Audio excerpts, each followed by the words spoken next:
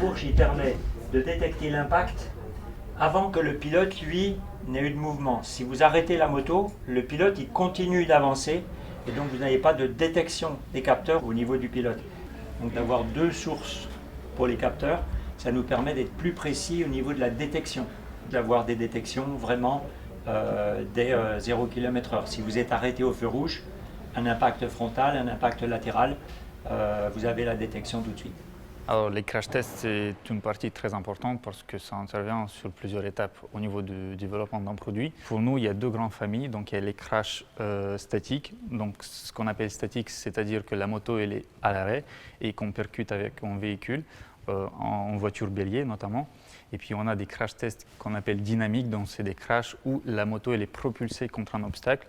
La plupart du temps, c'est une voiture.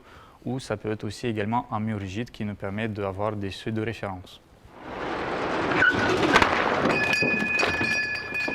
On se rend compte que même à des vitesses entre guillemets relativement faibles, puisqu'on parle de 20, 25, voire 30 km/h, on a des chocs extrêmement importants et pour lesquels on voit que l'airbag se déclenche très vite et permet quand même une meilleure protection que les simples habits habituels du motard.